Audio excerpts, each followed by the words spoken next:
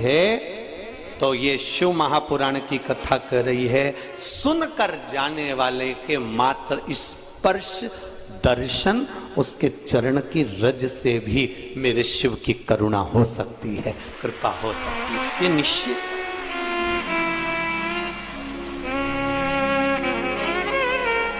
बिल्कुल निश्चित।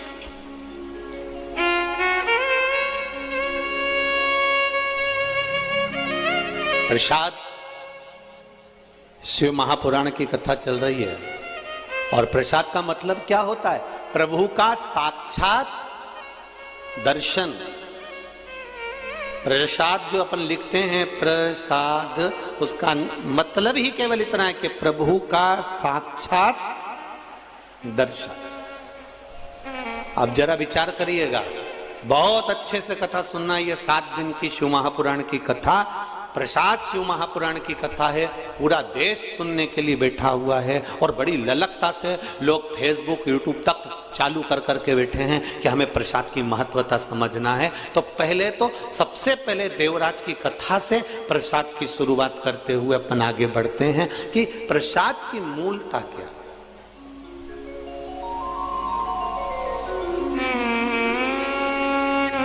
प्रभु का साक्षात दर्शन। अब विचार करिएगा, तुम बद्रीनाथ नहीं गए, तुम्हारा रिश्तेदार बद्रीनाथ गया और बद्रीनाथ से प्रसाद लेकर आया और तुम्हें दिया। बोलो दिया कि नहीं दिया? चलो जाने दो, अभी ये भी जान दो। आज की ही बात देख लो, हमारे बहेड़िया परिवार में हम लोग रुके हुए, अब आज हमारी ट्रेन भी लेट हो गई 3-4 घंटा। तो अब भगवान भी पूरी परीक्षा लेता है। जो आने वाली थी सुबह 7 बजे, वो आई सुबह 10-11 बजे। अब पहुंचे, फिर लाड लेके लाड लड़ाया, ठाकुर जी की सेवा करी, भोलेनाथ जी का पूजन किया, मंत्र जाप स्मरण कर कर कथा की तैयारी। कथा में पहुंच गए, फिर पूछा जजमान से, क्यों कितनी देर का रास्ता है? बस मतलब क्या होता है? प्रभु का साक्षात दर्शन तो है।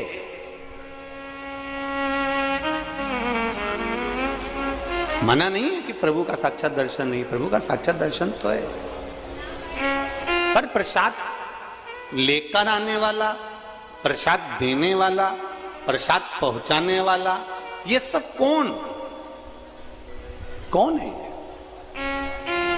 बद्रीनाथ जाने वाला बद्रीनाथ गया, नाथ द्वारा जाने वाला नाथ द्वारा गया, सांवरिया जी जाने वाला सांवरिया जी गया, एकलिंग जी जाने वाला एकलिंग जी गया, कांकरोली जी जाने वाला कांकरोली जी गया, सोमनाथ जाने वाला सोमनाथ गया।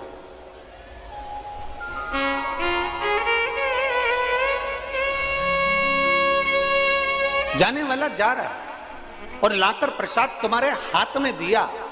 उसका सार तत्व क्या है?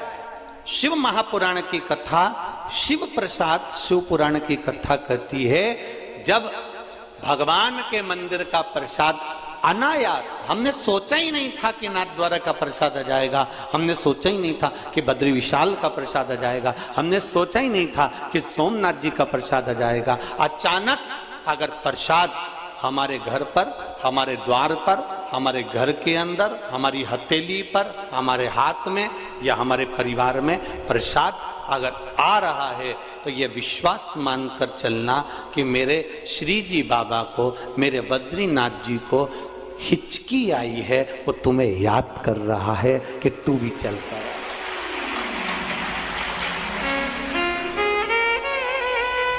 उसको याद आ,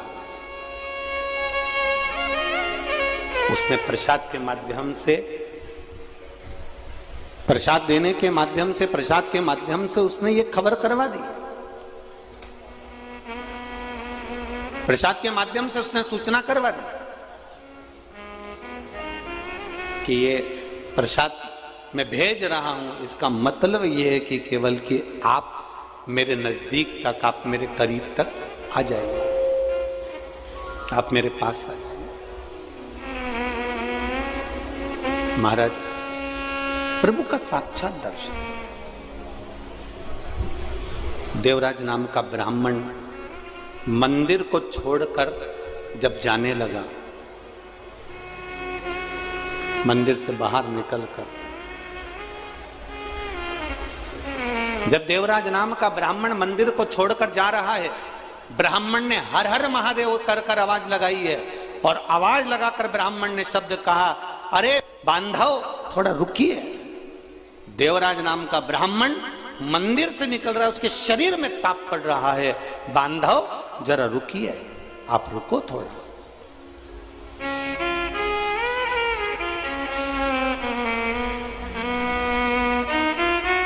बांधव रुको जरा। और देवराज नाम के ब्राह्मण ने पलट कर देखा, मुझे किसने रोका है, कौन मुझे रोक रहा है, कौन मुझे रोक रहा है। पलट कर देखा और जब पलट कर देखा कि कौन मुझे रोक रहा है, तब देखा कि जो ब्राह्मण देवता शिव महापुराण की कथा का वाचन कर रहे थे, जो ब्राह्मण देवता शंकर भगवान की कथा का वाचन कर रहे थे, जो ब्राह्मण देवता शिव महापुराण का वाचन कर रहे हैं, वो ब्राह्मण देवता मुझे रोक रहे हैं और कह रहे, बांधव थोड़ा सा रुक जाइए, बांधव थोड़ा रुकिए,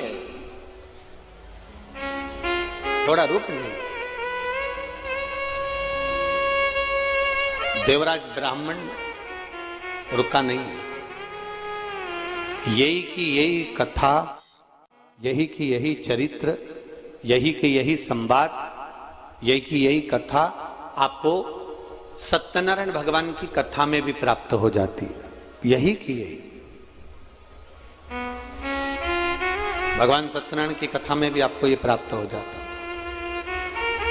यदि आपने श्रवण करी हो श्री सत्यनारायण भगवान की कथा, तो उसमें आपको ज्ञात होगा सत्यनारायण भगवान की कथा में कि एक राजा अपने राज्य से निकलकर जा रहा है, वन में भ्रमण करता करता जा रहा है, वन में डोलता हुआ जा रहा है, और वहां सत्यनारायण भगवान का पूजन हो रहा था, और पूजन होते हुए देखकर उसने प्रणाम ना करा, प्रसाद दिया, उसने प्रसाद ग्रहण नहीं करा और उस प्रसाद को छोड़कर चल दिया। प्रसाद की अवज्ञा हो गई, उसका राज सत्ता नष्ट हो गया। अर्थात प्रसाद की अवज्ञा से मतलब क्या? प्रसाद को स्वीकार नहीं करना, प्रसाद को स्वीकार नहीं करना। महाराज शिव महापुराण की कथा कर रहे, भगवान शंकर का चरित्र कर रहा है, भगवान शंकर का संवाद कर रहा है। अब जैसे देवराज ब्राह्मण के सम्मुख में बार बार आवाज लगाकर कहा गया, शब्द कहे गए, देवराज ब्राह्मण के सम्मुख में फिर आवाज लगाकर कहा, अरे बांधव रुको, ए बांधव रुको। उसके बाद भी देवराज नाम का ब्राह्मण नहीं रुका, वो अपने गंतव्य की ओर, अपने मार्ग की ओर चलता जा रहा, चला गया। अब देवराज ब्राह्मण ने पलटकर जरूर देखा पर रुका नहीं है, और वो देवराज ब्राह्मण एक बेलपत्री के वृक्ष के नीचे जाकर बैठ गया। जब बेलपत्री के वृक्ष के नीचे जाकर बैठा, वहां जाकर विराजमान हुआ, तब समय आया, और ये कथा आप लोगों ने सुनी है कि यम के दूत आ रहे थे, उनको रोककर भगवान शंकर के गण आ गए, भगवान शिव स्वयं आ गए, और भगवान शंकर स्वयं आकर भगवान स्वयं उनको लेकर जाने लगे। बोल विश्वनाथ भगवान की। हरि ओम में ओम समाया है, मेरा भोला नगर में आया है। हरि ओम में ओम समाया है, मेरा भोला नगर में आया है। हरि ओम में ओम समाया है, मेरा भोला नगर में। किसी संत के दरवाजे पर, किसी सदगुरु के द्वार पर, भगवान की चौखट पर, भगवान के मंदिर में, देवालय में जब हम जाते हैं, तो हम संत के द्वार पर जब हम जाते हैं तो कुछ ना कुछ उस संत के द्वार से बन सके। तो आप वहां से जो प्रसाद लेकर आ रहे हैं, जो आप प्राप्त कर कर ला रहे हैं, वो केवल प्रसाद नहीं होता, केवल प्रसाद नहीं है वो। शिव महापुराण की कथा ये तक कहती है कि केवल वो प्रसाद नहीं है, यहां तक शिव पुराण कर रही है कि जिस संत के द्वार का हम वो प्रसाद लेकर आ रहे हैं, जिस मंदिर का हम वो प्रसाद लेकर आ रहे हैं, वो प्रसाद ही नहीं रहता, केवल वो औषधि भी निर्मित हो जाती है। अगर भगवान के श्री विग्रह से वो स्पर्श मात्र हो जाए तो औषधि भी हो जाती है।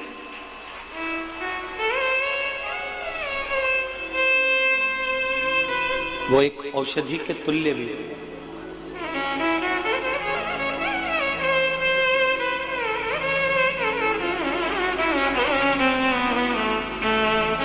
कभी सांवरिया जी जाएं, कभी नाथद्वारा जाएं, कभी काकरोली जी जाएं, कभी सोमनाथ जी, कभी तिरुपति जाएं, कभी द्वारका जी जाएं। आप होटल में भोजन करो, मना नहीं है, करते ही हो। जाकर आप बुकिंग करेंगे, होटल में रुकेंगे, धर्मशाला में रुकेंगे, भवन में रुकेंगे, तो बाहर भोजन करेंगे। पर कभी अगर मौका लग जाए द्वारकाधीश जाने का, सोमनाथ जाने का, या नाथद्वारा जाने का, या सांवरिया जी, या जहां आप जाते हैं, काकरोली जी, एकलिंग जी, जहां जाएं, वहां जाकर आप एक बार पूछें, क्यों साहब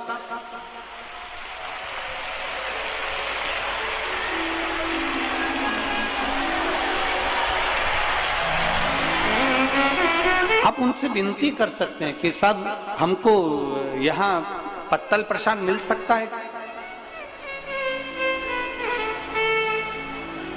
या थोड़ा सा पत्तल प्रसाद प्राप्त हो सकता है क्या? आप उनसे निवेदन कर सकते हैं, आप उनसे कर सकते हैं। और निवेदन जैसे 4 जगह शादी हो रही है, अब समझ लेना जरा, 4 जगह पर शादी चल रही है और एक जगह पर कहीं अन्नकूट महाप्रसाद चल रहा है, तो शिव महापुराण की कथा यहां तक कहती है कि वो 4 जगह पर 56 भोग क्यों ना बनाओ, उसको भी थोड़ी देर के लिए छोड़ दो, पर कहीं अन्नकूट की महाप्रसादी अगर हाथ में भी प्राप्त हो रही है तो वो हमको औषधि प्रदान कर देती, वो हमको सुख प्रदान कर देती, वो हमको अमृत तत्व प्रदान कर देती है, वो हमको अमृत तत्व दे जाते हैं।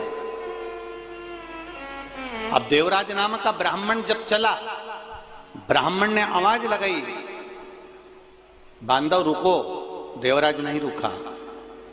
जब देवराज देहली से बाहर हो गया, दरवाजे से बाहर हो गया, द्वार से बाहर हो गया, शरीर में ताप पड़ रहा था, शरीर में कष्ट हो रहा था। शरीर में ताप पड़ने के कारण जब वो दरवाजे से बाहर निकला, उस समय पर देवराज नाम के ब्राह्मण को वहां पर कुछ सामग्री, जैसे आपको पहले भी कथा में कहा कि शिव जी को जो चढ़ता है, शंकर भगवान को जो समर्पित होता है, बेलपत्री शिव जी को जो समर्पित होती है, जल जो शिव जी को समर्पित होता है, वो थोड़ा सा कहीं चरणामृत के रूप में, थोड़ा सा कुछ पंचामृत के रूप में देवराज नाम के ब्राह्मण को भी प्राप्त हो गया। बहुत अंतर है महाराज। देवराज नाम के ब्राह्मण ने वो चरणामृत, वो पंचामृत जो द्वार पर मिल रहा था शिव मंदिर के, उसको लिया जरूर है, पर उसको पान नहीं करा, उसको छोड़ दिया गया, एकांत में कहीं ले जाकर उसको डाल दिया गया। अब जरा ध्यान देना, कितना कितना हमारे यहाँ शास्त्र कह रहा है कि मान लो आपके सामने सांवरिया जी का प्रसाद आ गया, नाथद्वारा का प्रसाद आ गया, बद्रीनाथ का प्रसाद आ गया, द्वारका जी का प्रसाद आ गया, तिरुपति का प्रसाद आ गया, या 12 ज्योतिर्लिंग में से किसी ज्योतिर्लिंग का प्रसाद आ गया, और मान लो आपका व्रत है और आप वो प्रसाद नहीं ग्रहण कर सकते, तो फिर क्या करोगे? शिव महापुराण की कथा कहती है, उसको हाथ में लेकर मस्तक से लगाकर भले आप दूसरे को प्रदान कर दो, पर प्रसाद अगर तुम्हारे पास में आया है तो उसका स्पर्श जरूर करिए। उस स्पर्श मात्र से भी आपको सुख का अनुभव होगा, मात्र स्पर्श मात्र।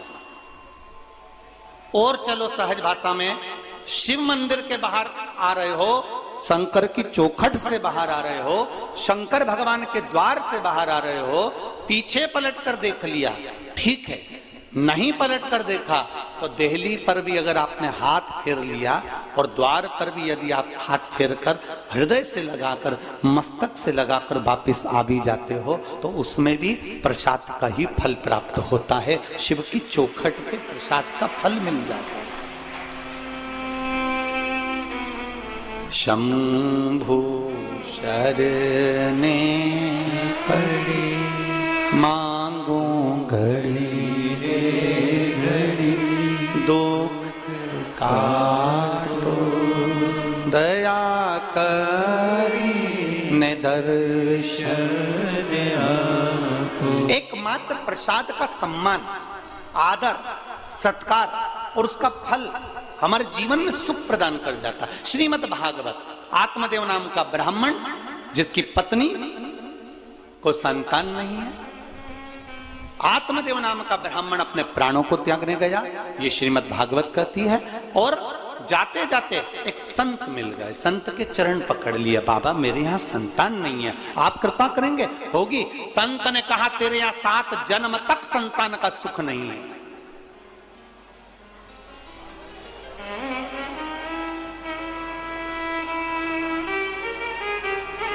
तेरे यहां 7 जन्म तक संतान का सुख नहीं है। अब देखिए प्रसाद में क्या बल होता,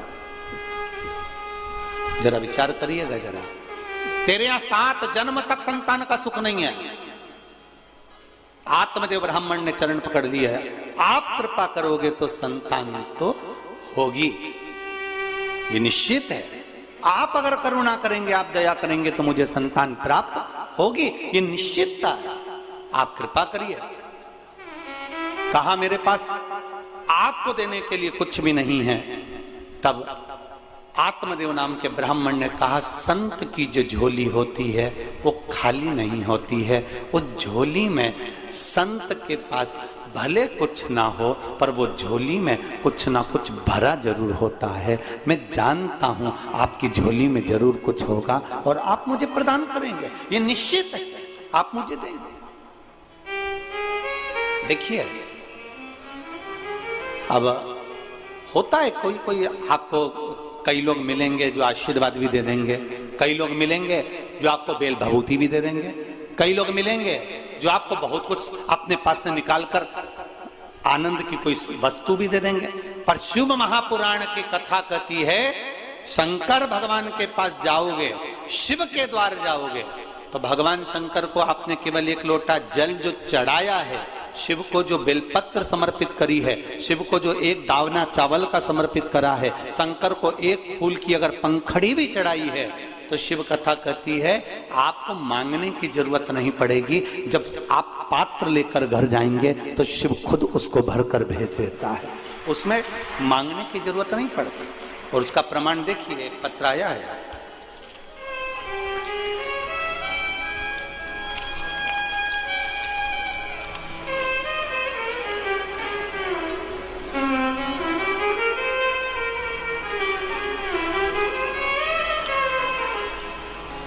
मेरा नाम मंगलाबेन शशिकांत ताबे है, मकरपुरा में रहते हैं। कहीं बैठी हो मंगलाबेन शशिकांत जी ताबे, कहीं बैठी हो तो हाथ हिलाइएगा इस तरह से दोनों, अगर कहीं बैठी हो तो। अब दोनों तीनों पंडाल में हमारी दृष्टि तो कहीं जा नहीं रही होगी, आप लोगों को अगर कहीं दिखती हो और हाथ हिलाएं तो अवश्य कैमरे वाले उनका स्मरण करें।